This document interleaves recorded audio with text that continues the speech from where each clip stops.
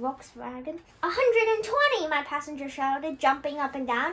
Go on, get her up to 129. At that moment, I heard the scream of a police siren. It was so loud that it seemed to be right inside the car. Then a cop on a motorcycle loomed up alongside us on the inside lane and went past us and raised a hand for us to stop. Oh my sainted aunt, I said, that's torn it. The cop must have been doing about 130 when he finally passed us, and he took plenty of time slowing down. Finally, he pulled to the side of the road, and I pulled in behind him. I didn't know police motorcycles could go as fast as that, I said rather lamely. That one can, my passenger said. It's the same make as yours. It's the BMW R90S, fastest bike on the road. That's what they're using nowadays. The cop got off his motorcycle and leaned the machine sideways onto its prop stand. Then he took off his gloves and placed them carefully on the seat. He was in no hurry now. He had us where he wanted us, and he knew. This is real trouble, I said. I don't like it one bit. Don't talk to him anymore. Don't talk to him more than is necessary, you understand, my companion said. Just sit tight and keep mum. Like an executioner approaching his victim, the cop came strolling slowly towards us. He was a big, meaty man with a belly, and his blue breeches were skin tight around his enormous thighs. His goggles were pulled up onto the helmet, showing a smoldering red face with wide cheeks. We sat there like guilty schoolboys, waiting for him to arrive. Watch out for this man, my passenger whispered. He looks as mean as the devil. The cop came around to my window and placed one meeting hand on the sill. What's the hurry? He said. No hurry, officer, I answered. Perhaps there's a woman in the back having a baby and you're rushing her to the hospital. Is that it? No, officer. Or perhaps your house is on fire and you're dashing home to rescue the family from upstairs? His voice was dangerous and mocking. My house is on fire, officer.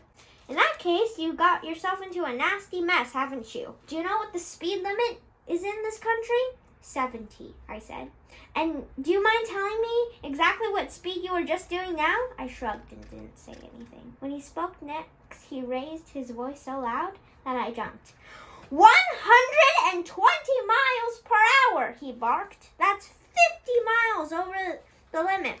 He turned his head and spat out a big glob of spit. It landed on the wing of my car and started sliding down over my beautiful blue paint. He turned back again and stared hard at my passenger. And who are you? He asked sharply. He's a hitchhiker, I said. I'm giving him a lift. I didn't ask you, he said. I asked him. Have I done something wrong? My passenger asked. His voice was soft and oily as hair cream. That's more than likely, the cop answered.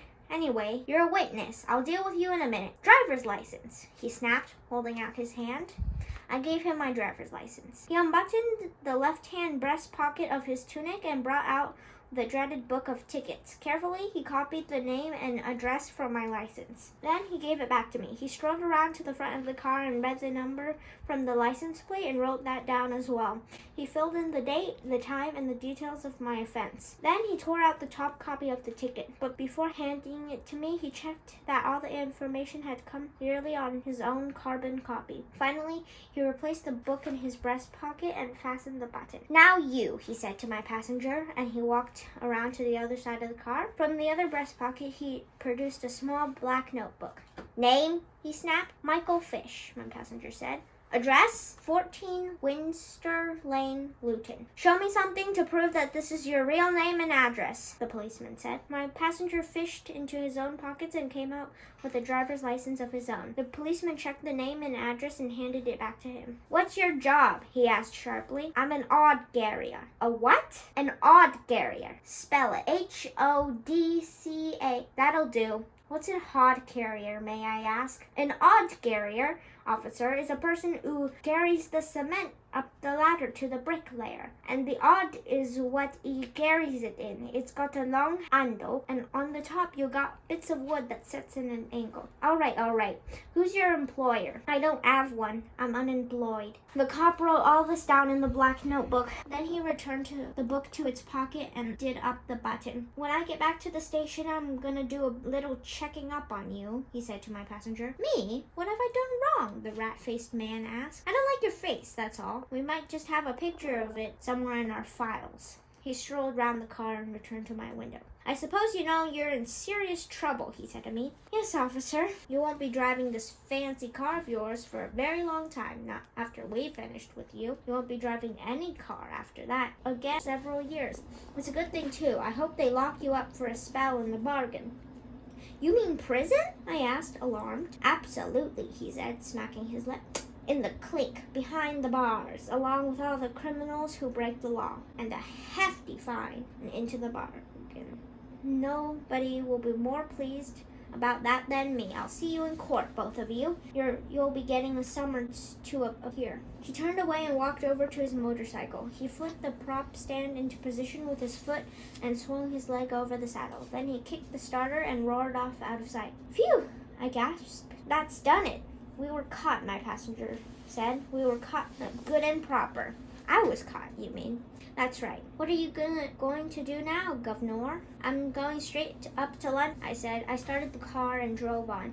You mustn't believe what he said to you about going to prison, my passenger said. They don't put nobody in the clink just for speeding. Are you sure of that? I asked. I'm positive, he answered. They can take your license away and they can give you a whopping big fine, but that'll be the end of it. I felt tremendously relieved.